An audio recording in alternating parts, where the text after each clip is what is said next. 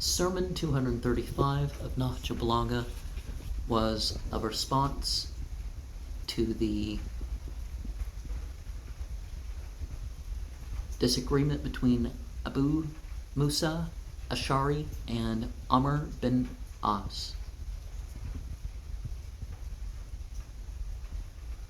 And the people of Syria. It was the people who were wrong because of their rudeness and meanness. And they have tried to take different sides at the same time, which is, of course, the origin of the Arabic word for hypocrite, munafiq. They weren't of the helpers and they weren't of the immigrants. You know, the title Muhajir and the Ansar were the very specific titles referring to what happened in Medina. And of course, initially it was called Yathrib. When you make a choice politically, it shouldn't be what is closer to your desires. We should work on the borders of Islam and make use of whatever the days are. And, of course, to respond appropriately to any attack that may be laid forth.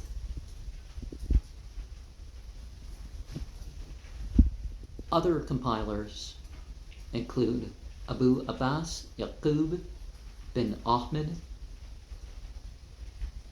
bin Ibrahim al-Sumairi of Baghdad, Abu Ahmed Abdul Aziz bin Yahya bin Isa al-Juludi Azdi of Basra, Abdul Hassan Ali bin Muhammad al-Madaini, Abdul Khair Swaleh bin Abi Hamid al-Razi of 214, the last person 224 al-Hijra, Abu Ishaq Ibrahim bin Ali Hakam bin Zahir al-Fra'i, the disciple of Qazi Shriq,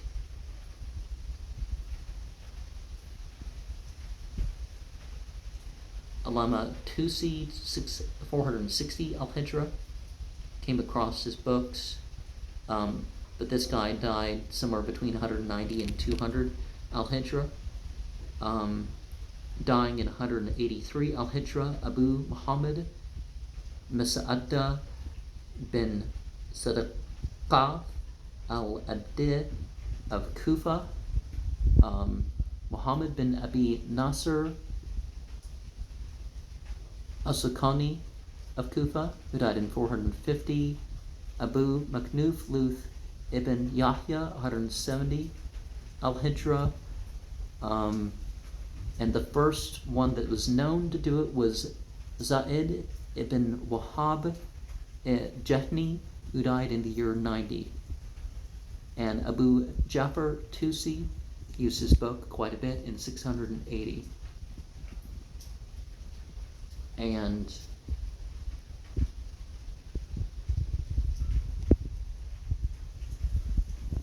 there's a limited list of sermons and letters that were quoted, but I would say that all of them would have been, as important as this book was, that all of them would have been quoted from time to time by various scholars and given explanations.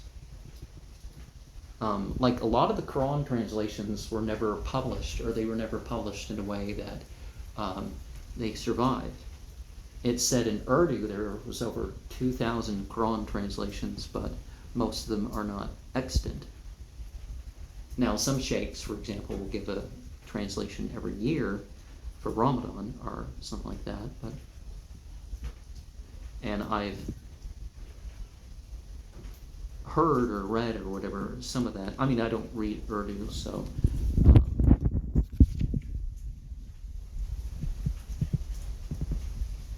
And there's actually dozens of individuals that have quoted some things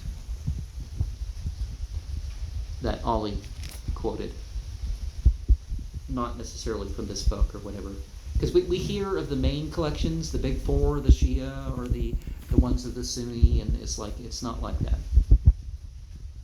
Now the basic zakat is, of course, the 40th annual outside your needs that you have collected.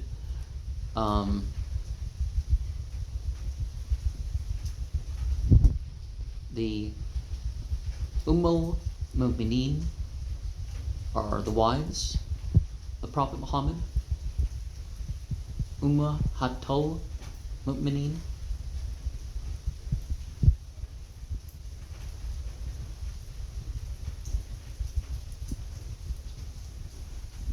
Oh, I mean the latter is the plural and the other is the singular. When we say Ummah, we refer to the Muslim community, but it's better just to translate right. Tuluqa, nowadays we think, oh, well, what even happened to your ancestors? It's like, in Islam we kind of let things be. Safin was, of course, in Iraq. There was the belief about the sur, or the horn, at end times, and 6 times long, this weird Tibetan-like horn at night before an earthquake was felt as part of the Yellowstone complex. Now, I don't mean the very one park within the volcano range. I mean, I hear that sound at night, and then there's this thing, and I never heard it before moving to my current location or anything like that, but I don't hear it on other nights. There was another night where I heard a weird sound like that once. I mean, it wasn't some train or something. That's what I'm saying. It's not something that I recognize from whatever. It's the Tibetan horn thing reminds me of that. The bom bom bom.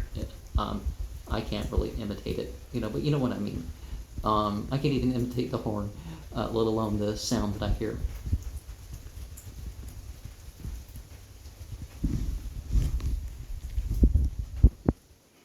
But anyways, there'll be a great sound at times. And the Quraysh, of course, were the tribe that Muhammad was a part of. And he definitely did not take anybody's side, or not take anybody's side, because of what tribe they were. And the Khawarij, or the Kharijites, are not a tribe per se, but they're the sort of people like, they'll exaggerate the so-called need to go to war, or they'll call people disbelievers rather than just having problems with belief or behavior or something. Yeah. And infallible is probably the wrong translation. Masoom is probably better rendered as innocence. So let's kind of look at that, right? And a lot of people, it's not an Arabic thing, but people call people Hazrat to show distinction in terms of respect. And Eid, of course, in Islam there's 2 holidays. You got the 10th to the 13th of the 12th month. You got the beginning of the 10th month. And of course, in Islam, the night starts things. So remember that part.